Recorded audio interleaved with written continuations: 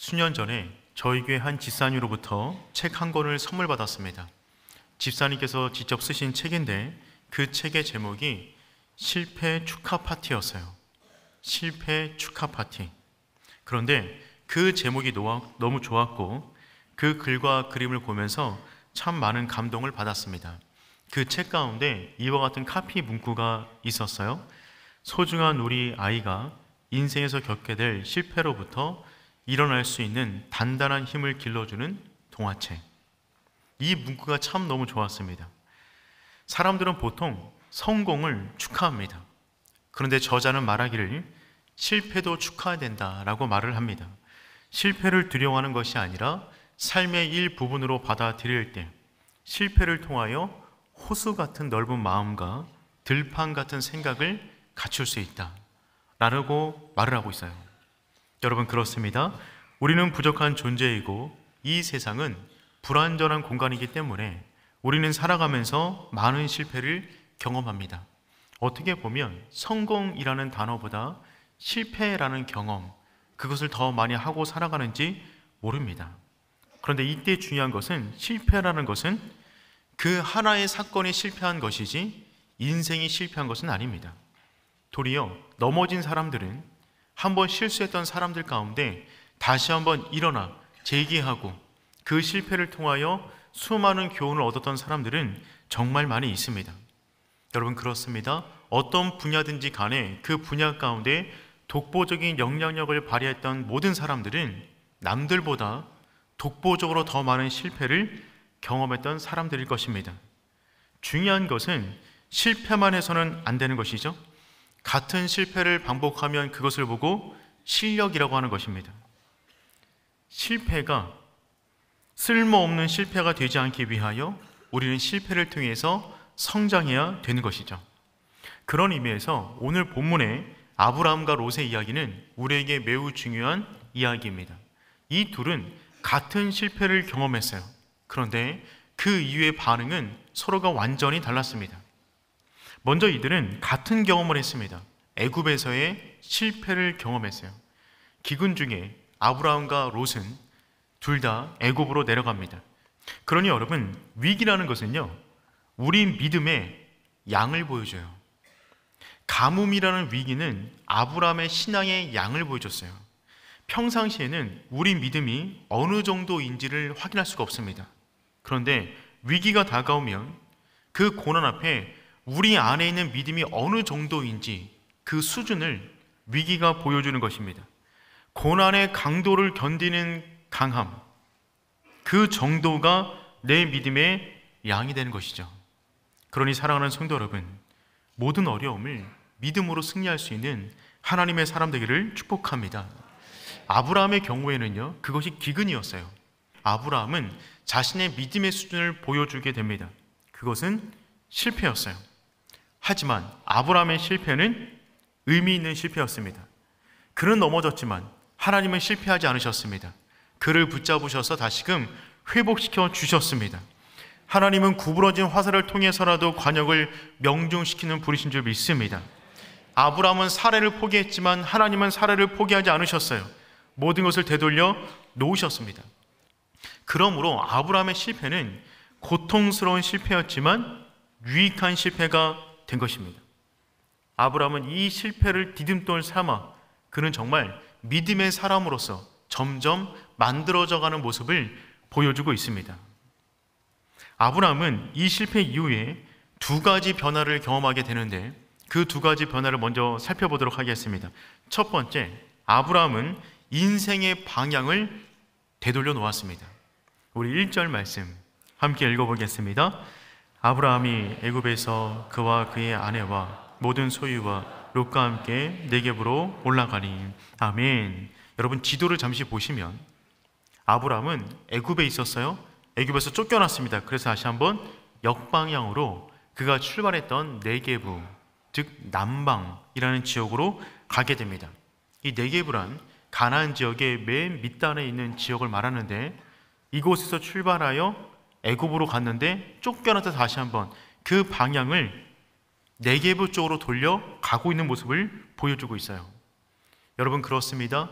인생은 결국 방향입니다. 내가 어느 방향으로 가고 있는가가 내 인생을 말해주고 있는 것이죠.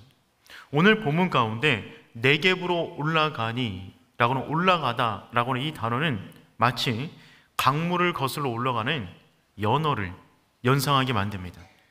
세상의 흐름은 가뭄 중에 애굽으로 내려가는 것이었어요. 그것이 합리적이고 이성적인 결정이었습니다. 그런데 아브라함은 이제 실패를 통하여 깨닫게 되었어요. 그는 성장했어요.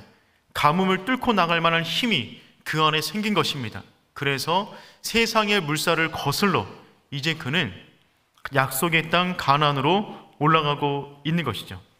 그는 지금 계속해서 성장하는 모습을 우리에게 보여주고 있습니다. 그는 애굽으로 내려갔던 동일한 길을 통하여 다시금 역으로 가나안으로 가고 있어요. 그러니까 그가 걷는 길은 똑같은 길이었는데 사람은 달라졌습니다. 애굽에 내려갔던 아브라함이 아니에요. 다시금 약속의 땅으로 올라가는 아브라함은 한층 강한 믿음의 사람으로 성장해 나가고 있습니다. 그러니 사랑하는 성도 여러분, 인생의 방향을 날마다 점검하시길 축복합니다. 구원받은 우리 역시 때로는 세상의 방향으로 갈 수 있습니다. 넘어질 수 있어요. 쓰러질 수 있어요. 그런다고 해서 우리의 구원이 취소되지는 않습니다. 그런데 중요한 것은 구원이 취소되지는 않는데 구원의 감격은 사라져요. 구원의 기쁨이 사라져요. 그것은 구원을 잃어버린 것만큼이나 가슴 아픈 일입니다. 하나님은 반드시 우리에게 그 구원의 기쁨과 감격을 되돌려 주시기 위하여, 우리의 방향을 되돌려 주시기 위하여 때로는 우리 가운데 고난을 주십니다. 하지만 그 고난은 우리를 망치게 하기 위한 고난이 아니라 우리의 인생길을 하나님께로 되돌려 놓는 고난이 되는 줄 믿습니다. 하나님의 원하시는 길을 떠나 거부하며 인생길을 걸어갔던 요나, 그를 되돌려 놓으시기 위하여 하나님은 풍랑을 일으키셨어요. 큰 풍랑과 큰 재앙은 하나님이 우리를 얼마나 사랑하신가를 보여주는 징표예요. 그만큼 하나님께로 되돌려 놓기를 원하셔서 그 엄청난 일을 통해서라도 우리를 하나님의 사람으로 만들어 가시는 것입니다. 그러니 사랑하는 성도 여러분, 쓰러지더라도 굶더라도 주의 품 안으로 쓰러지는 하나님의 사람 되기를 축복합니다. 두 번째, 아브라함은요, 이 실패를 통하여 그의 예배가 회복되었습니다. 이것이 너무나 중요한 부분입니다. 3절과 4절 말씀 우리 함께 읽어보겠습니다. 그가 네게브에서부터 길을 떠나 베델에 이르며 베델과 아이 사이 곧 전에 장막을 쳤던 곳에 이르니 그가 처음으로 제단을 쌓은 곳이라. 그가 거기서 여호와 이름을 불렀더라. 아멘. 아브라함의 이동 경로를 계속해서 보여주고 있어요. 지도를 다시 한번 보시면 애굽에 있던 아브라함이 네게브라는 곳으로 와서 그 다음에 네게브에서 베델로 올라가는 모습을 보여주고 있습니다. 그럼 베델이라는 이름의 뜻은 하나님의 집이라는 뜻입니다. 그곳에 무엇이 있었냐면 아브라함이 가나안 땅에 내려가 맨 처음 쌓았던 제단이 있었어요. 맨 처음 가나안 땅에서 예배드렸던 그 제단, 하나님의 이름을 불렀던 그곳을 향하여 아브라함은 계속해서 올라가고 있는 것입니다. 그리고 그 제단에 도착하자마자 한마디 말을 내뱉는데 그것은 무엇이냐면 여호와. 거기서 여호와의 이름을 불렀더라. 그 제단 앞에 쓰자마자 여호와, 그 한마디를 내뱉는 거예요. 이때 그가 불렀던 그 여호와, 그 이름은 그가 이전에도 이곳에서 예배를 드렸지만 그때도 여호와의 이름을 불렀지만 그때 불렀던 이름과는 완전히 다른 이름입니다. 그가 새롭게 만난 하나님이에요. 이전에 알지 못했던 그 하나님, 그 여호와, 그분이 누구시냐면 그분은 애굽에서도 왕이시고 바로도 통치하시는 분이시고 기근 중에서도 내 삶을 보호하시는 여호와, 내 인생의 목적 여호와, 유일하게 내 예배를 받으실 만한 유일한 이름 여호와, 그 이름을 지금 그 제단 앞에서 부르고 있는 것입니다. 사랑하는 성도 여러분, 하나님을 향한 그 첫사랑이 회복될 수 있기를 축복합니다. 우리의 첫사랑의 회복은 제단의 회복으로부터 주어집니다. 예배가 회복되지 않으면 하나님과의 관계가 회복될 수가 없어요. 여러분의 예배의 열기의 온도는 몇 도입니까? 하나님의 이름을 부를 때 여러분은 어떻게 그 이름이 다가옵니까? 그 첫사랑을 회복하시길 바랍니다. 내가 처음 주님을 인격적으로 만났던 그 순간, 내가 처음 성령 세례를 받았던 그 순간, 내가 처음 임직을 받았던 그 순간, 내가 처음 세례를 받았던 그 순간, 내가 처음 교회를 섬김에 봉사했을 때 받았던 그 감격, 내 인생 가운데 하나님이면 충분합니다. 그 첫사랑, 그 느낌, 그 흔적을 날마다 경험하는 오륜의 성도 되기를 축복합니다. 그런데 같은 일을 경험했던 롯, 그는 다른 것을 경험하게 돼요. 아브라함과는 다른 인생의 방향을 가게 됩니다. 가나안 땅까지 도착하자 두 번째 시험을 맞이하게 되었어요. 그 시험 앞에 롯의 믿음의 수준이 보여지게 됩니다. 두 번째 시험은 무엇이냐면 부요함이라는 시험이었어요. 우리 6절 말씀 함께 읽어보도록 하겠습니다. 그 땅에 그들이 동거하기에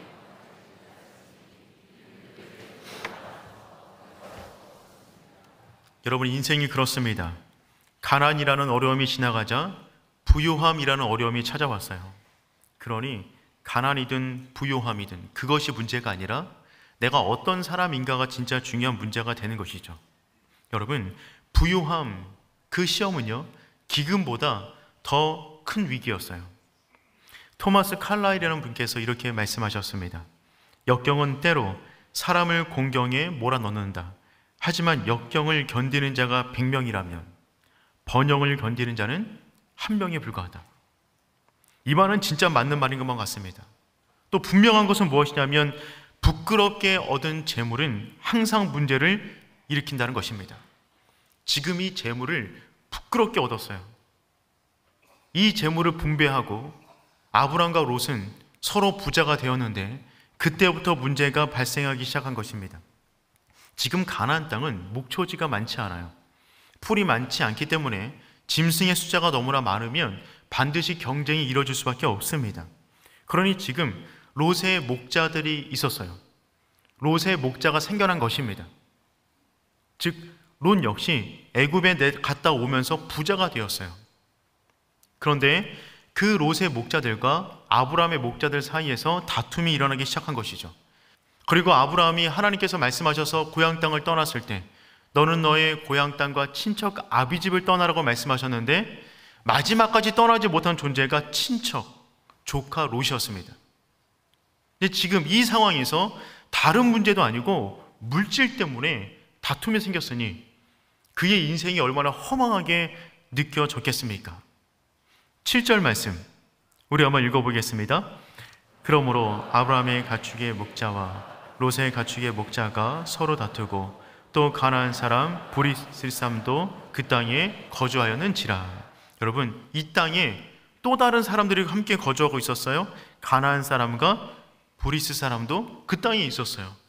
근데 이들과는 다투지 않았어요. 이들과는 다투지 않았는데 가족끼리 다투고 있는 것입니다. 남들에게 말을 할 때는 조심해서 말을 하는데 가족끼리 말을 할 때는 속에 있는 말을 다 쏟아 놓는 거예요. 그러니까 가족끼리 서로 보살펴 주는 것이 아니라 그 말을 통하여 서로에게 상처를 주고 있는 것이죠. 여러분 기억하십시오. 세상은 우리를 주목하고 있어요. 세상은 하나님을 보지 않아요. 대신 하나님을 믿는 여러분들을 봅니다. 여러분들의 모습이 곧 하나님의 모습으로 그들에게 비춰지는 것이죠. 아브라함이 애굽에 갔을 때 바로가 그들을 지켜보고 있었어요. 그리고 말을 합니다. 어찌하여 그렇게 행하였느냐. 정말 부끄러운 모습이었어요. 그러니 사랑하는 성도 여러분, 세상 가운데 하나님을 보여줄 수 있는 하나님의 사람 되기를 축복합니다. 이때 아브라함은 드디어 헤어질 결심을 합니다. 우리 8절 말씀 함께 읽어보겠습니다. 아브라함이 롯에게 이르되 우리는 한 친족이라 내 목자나 서로 다투게 하지 말자. 아멘. 성숙한 아브라함이 조카 롯에게 먼저 말을 겁니다. 위기 때 침묵은 절대 금이 아니에요. 위기 때는 말을 하셔야 됩니다. 그렇다면 누가 먼저 말을 걸어야 될까요? 인간관계 속에서 어려움이 다가올 때 누가 먼저 말을 걸어야 될까요? 믿음이 좋은 분이 먼저 말을 거는 것입니다. 그러니 여러분이 항상 먼저 거시길 축복해요. 여러분이 더 믿음 좋은 분 되기를 축복합니다.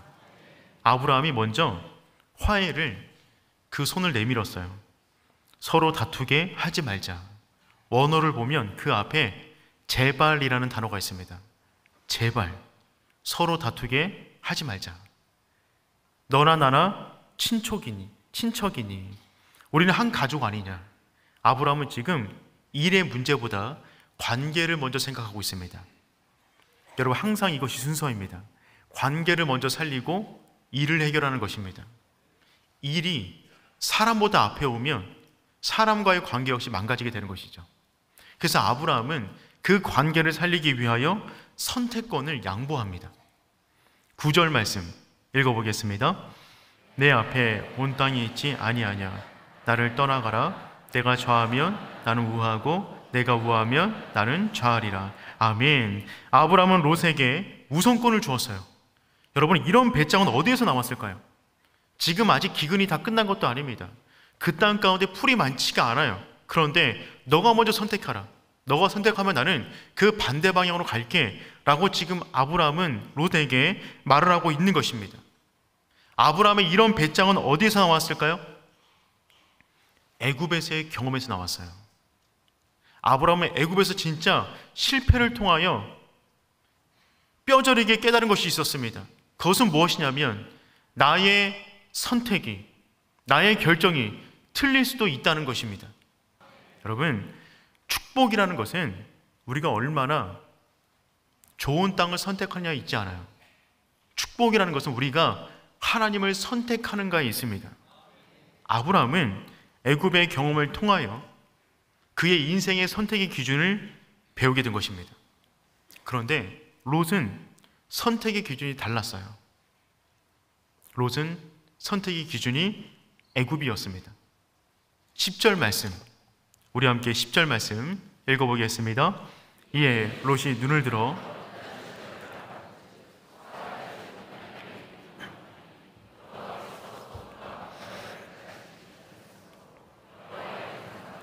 애굽 땅과 같았더라. 아멘. 롯이 눈을 들어 요단 온 지역을 바라보기 시작합니다. 그런데 그 땅을 바라보니까 너무 좋은 땅이 많은 거예요. 여러분, 지금 이 가나안 땅, 네게브 이 지역, 그것과 롯이 바라봤던 애굽, 롯이 경험했던 그 애굽은 완전히 다른 땅입니다. 그러니 여러분은 이 두 땅 가운데 어떤 땅을 선택하시겠어요? 이때 롯이 눈을 들어 바라본 즉, 그가 바라보는 눈빛을 상상해 보시길 바랍니다. 그 눈빛이 어떻게 움직일까요? 움직일 때마다 계산기를 두들겼을 것입니다. 어느 땅이 더 좋을 것인가? 눈에 욕심이 가득했을 거예요. 그래서 알렉산더 화이트라고 하는 목사님께서 이 부분을 이렇게 말씀하셨어요. 롯의 마음은 돌과 같이 변했다. 롯은 자리에 서서 매서운 눈초리로 그 지역에서 가장 비옥하고 가장 좋은 물이 흐르는 곳을 선택했다. 그의 눈은 이익을 따라 움직이는 겁니다. 여러분, 지금 롯이 그 땅을 선택할 때 비교 대상군이 필요했어요. 좋은 땅이 어떤 땅일까? 그 마음 가운데 있던 땅은 어떤 땅이냐면 애굽 땅이었어요. 그래서 10절 보니까 여호와의 동산 같고 애굽 땅과 같았더라. 그가 소돔 땅을 선택했던 기준은 애굽 땅과 같았기 때문에 그렇습니다. 여러분, 경험이라는 것은 약이 되기도 하지만 때로는 독이 되기도 합니다. 같은 일을 경험했는데 내가 그 경험을 어떻게 해석하냐에 따라서 내 인생 가운데 약이 되기도 하고 독이 되기도 하는 것이죠. 그러므로 중요한 것은 내 인생 가운데 일어난 사건이 중요한 것이 아니라 그 사건에 대한 나의 해석이 중요한 것입니다. 똑같이 어려운 일을 당해도 그 가운데 해석이 다른 사람들이 있어요. 똑같이 좋은 일을 당해도 그 가운데 해석이 다른 사람들이 있다는 것이죠. 10절 말씀, 우리 다시 한번 10절 말씀 읽어보도록 하겠습니다. 이에 롯이 눈을 들어 요단 지역을 바라본즉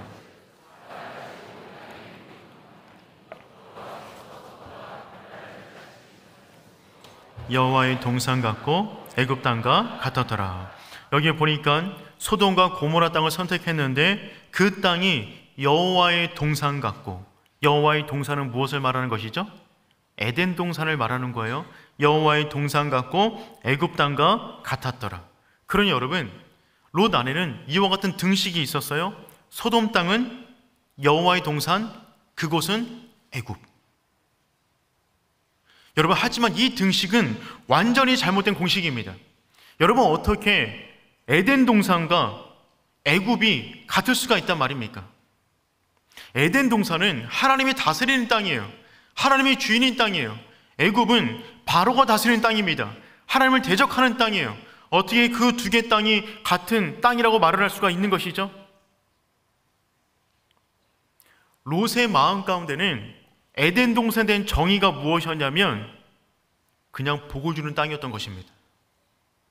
롯 안에 있는 복이라는 것, 롯이 그리워하는 에덴 동산, 그곳은 자신에게 부와 명예를 주는 곳이었어요.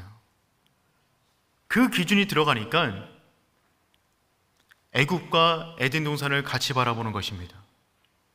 사랑하는 성도 여러분, 여러분에게 복은 무엇입니까? 여러분에게 에덴 동산이란 어떤 곳입니까? 여러분에게 애굽이란 어떤 곳입니까? 롯의 기준대로 보자면, 롯이 만약에 이 땅 가운데 왔다고 한다면 그의 눈에 지금 에덴 동산처럼 보이는 곳은 라스베가스일 것입니다. 사랑하는 성도 여러분, 너는 복이 될지라. 여러분이 생각하는 복은 무엇입니까? 아브람, 너는 복이 될지라. 그 말씀을 듣고 출발했어요. 그는 애굽을 통하여 복이 무엇인지를 배웠습니다. 사랑하는 성도 여러분, 애굽 속에서 동질감이 아닌 이질감을 느낄 수 있는 하나님의 사람 되기를 축복합니다. 그러니 우리는 무엇을 보느냐보다 중요한 것은 어떤 눈으로 바라보느냐가 더 중요해요. 무엇을 보느냐보다 어떠한 눈과 기준으로 바라보느냐. 11절 말씀 함께 읽어보겠습니다. 그러므로 롯이 요단 온 지역을 택하고 동으로 옮기니 그들이 서로 떠난지라. 여기 보니까 롯이 지금 어느 방향으로 갔다고요? 동쪽으로 옮기니. 창세기에서 동쪽은 하나님과 멀어지는 방향이라고 말씀드렸습니다. 아담이 죄를 짓고 에덴의 동쪽으로 이동했습니다. 가인이 여호와 앞을 떠나 에덴 동쪽 롯 땅에 성을 쌓았어요. 노아 홍수 이후에 사람들이 동방으로 옮겨가 시날 평지에서 바베탑을 쌓았어요. 롯은 약속의 땅을 떠나 동쪽으로 옮겨가고 있습니다. 그 땅은 얼마 안 있어 불의 재앙이 임하는 곳입니다. 그러니 사랑하는 성도 여러분, 우리들의 인생의 방향을 온전히 하나님께로, 제단으로 옮겨가는 하나님의 사람 되기를 축복합니다. 어떤 순간에서라도 우리의 선택의 기준이 하나님이 되었으면 좋겠어요. 땅과 하나님, 돈과 하나님, 기근과 하나님, 명예와 하나님, 안정과 하나님, 그 모든 순간에 우리의 모든 선택의 기준이 하나님이 되시길 축복합니다. 그렇다면 성도 여러분, 이 본문의 메시지를 통하여 우리는 어떤 교훈을 얻을 수 있을까요? 우리는 첫 번째, 실패를 통하여 인생의 방향을 조절해야 됨을 깨닫게 됩니다. 다시 한번 반복드리지만 인생은 결국 방향입니다. 그 방향에 삶은 한 각도의 차이가 시간이 길어지면 길어질수록 우리 인생을 완전히 다른 지역으로 내몰게 할 수도 있어요. 여러분, 포병이 포를 쏠 때 자기가 맞춰야 되는 그 조준점, 그 지역을 정할 때 360도를 가리키는 단위를 쓰지 않습니다. 포병이 포를 날릴 때는요, 더욱더 정밀한 밀이라는 단어를 써요. 360도를 쓰는 것이 아니라 밀이라는 단위를 쓰는데 360도는 6400mm예요. 그러니까 훨씬 정교한 각도를 재는 것이죠. 왜 그러냐면 여러분, 포구 방향이 1밀, 1밀의 오차만 있어도 1km를 날아갔을 때 1m가 빗나갑니다. 10km를 날아갔을 때 10m가 빗나가는 거예요. 근데 만약에 미래 단위를 쓰지 않고 360도의 도 단위를 쓰면 1도의 오차가 생겼을 때 10km 폭탄이 날아가면 180m 옆으로 떨어집니다. 그러니 적군을 맞힐 폭탄이 아군을 때릴 수도 있는 거예요. 그러니까 포로 멀리 날릴 때는 360도가 아니라 6400m를 사용하는 것입니다. 우리 인생 역시 마찬가지예요. 우리의 오늘의 작은 선택, 작은 인생의 방향, 그것이 지금 볼 때는 아무렇지도 않은 듯 보일 수 있겠지만 우리가 살아가는 날 동안에 방향이 잘못되면 전혀 다른 지역으로 갈 수도 있다는 것입니다. 우리의 삶의 인생의 방향의 목표 자체가 베델이 아닌 걸어가다 보니까 소돔과 고모라 땅에 내가 서 있음을 발견할 수도 있다는 것이죠. 그러니 사랑하는 성도 여러분, 어떤 일이 있든지 간에 늘 우리의 인생의 방향을 말씀 위에서 찾는 하나님의 사람 되기를 축복합니다. 우리에게 어떤 이익이 있을 것인가가 우리의 인생의 기준이 되는 것이 아니라 하나님이 함께 하시는가, 오직 그것만을 우리의 인생의 기준으로 삼으시길 축복해요. 두 번째, 이 본문은 우리에게 이와 같은 메시지를 줍니다. 우리 안에 롯을 쫓아내야만 합니다. 여러분, 롯은요 그렇게 악한 사람은 아니에요. 생각해 보십시오. 여러분 앞에 가나안 땅이 있고 애굽 땅이 있어요. 여러분은 무엇을 선택하시겠습니까? 우리 역시 롯과 결이 같은 사람이에요. 우린 연약한 사람입니다. 우리 안에도 롯의 기질이 있어요. 세상을 향한 욕망이 있다고요. 세상에서 뭔가 더 남들보다 잘 되기를 원하는 우리 안에 욕심들이 있어요. 하나님은 그것을 잘라내라는 것입니다. 그것을 끊어내라는 것입니다. 그래야 우리가 진짜 복으로 굳건히 서 있기 때문에 그렇습니다. 사랑하는 성도 여러분, 우리 안에 있는 세상을 향한 열망, 세상을 향한 갈망, 세상을 향한 욕심, 그것들마저도 주님 앞에 내려놓을 수 있는 하나님의 사람 되기를 축복합니다. 우리는 애굽 땅과 같은 인생을 살아가고 있어요. 우리가 살아가는 이 지역, 서울 한복판, 애굽 땅 같습니다.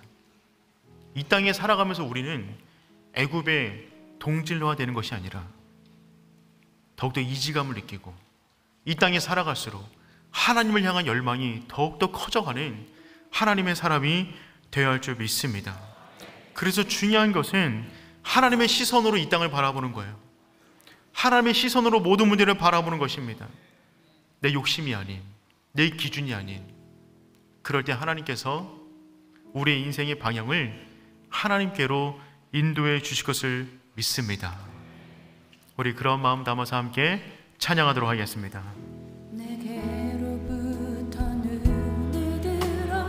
주를 보기 시작할 때 주의 일을 보겠네.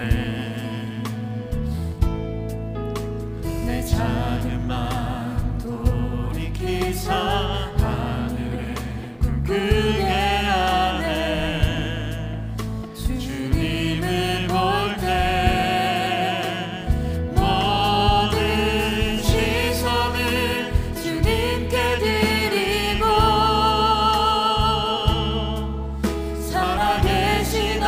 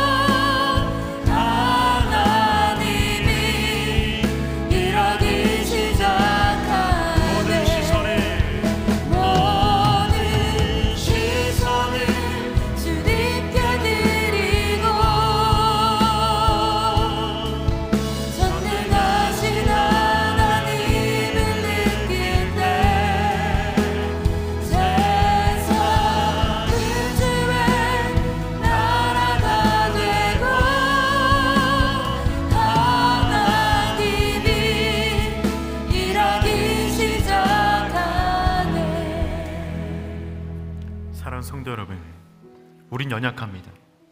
이 땅은 망가졌어요.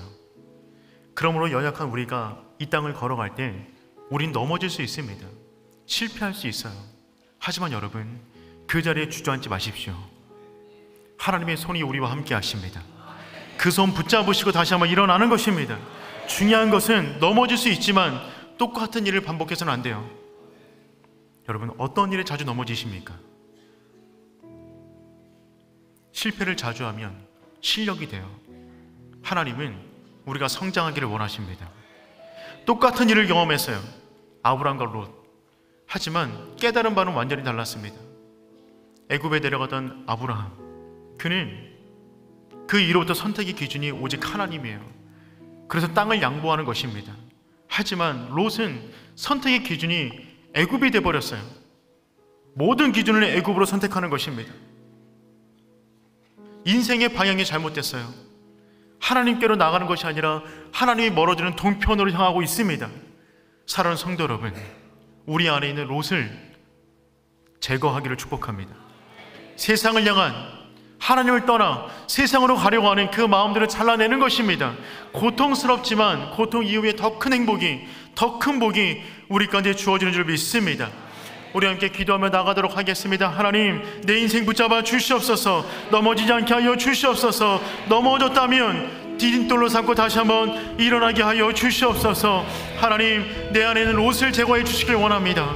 그래서 하나님, 오직 하나님께로 향하는, 하나님만 붙잡는 하나님의 사람 되게 하여 주시옵소서. 우리 주님을 한번 부르고 기도합니다. 주여. 하나님 아버지, 기도하며 나아갑니다. 나의 왕 되신 하나님, 나를 붙잡으시는 하나님, 내 안에 있는 모든 애굽을 제거하여 주시옵소서. 내 안에 있는 모든 옷을 제거하여 주시옵소서. 오직 하나님께로 나아갑니다. 주여, 저를 인도하여 주시고 애굽 같은 인생을 살아가지만 그 가운데 넘어지지 않게 도와주시고 주여, 저를 인도하여 주시옵소서. 아버지, 은혜를 구합니다. 하나님의 은혜를 구합니다. 주여, 우리를 붙잡아 주시옵소서. 넘어지지 않게 하여 주시옵소서. 주의 영광을 바라봅니다. 하나님, 재단 앞으로 여호와 그분의 이름을 부르는 것이 우리 인생 가운데 가장 큰 복음을 경험하게 도와주시고 그 앞으로 나아가는 우리 모두가 될 수 있도록 인도하여 주시옵소서. 하나님, 감사합니다. 하나님께서 우리를 붙잡고 계신 줄 믿습니다. 하나님, 넘어질 수 있지만 그 자리에 눌러앉지 않게 도와주시고 다시금 일어나 하나님을 향해 이동해 나가는 우리 모두가 될 수 있도록 인도하여 주시옵소서. 하나님, 애굽 같은 세상을 살아갑니다. 이 땅건대 살아가면서 애굽에 대한 욕망이 더 커지는 것이 아니라 하나님을 향한 열망이 더 커지는 우리 모두가 될 수 있도록 인도하여 주옵소서. 우리 안에 롯을 정리하길 원합니다. 하나님을 사랑한다 하면서 여전히 세상을 향한 그 마음이 있다면 하나님, 우리 마음 치유하여 주옵소서. 너는 복이 될지라 하나님이 주신 복으로 만족함을 누리며 이 땅을 하나님의 사람으로 살아가는 우리 모두가 되게 하여 주시옵소서. 이제는 우리 주 예수 그리스도의 은혜와 하나님 아버지의 다함이 없는 사랑하심과 성령님의 인도하심이 넘어졌으나 그러할지라도 주의 손 붙잡고 다시 한번 일어나 주의 제단으로 향하기를 원하는 주의 백성 머리 위에 이제로부터 영까지 항상 함께 있기를 축원하옵나이다. 아멘.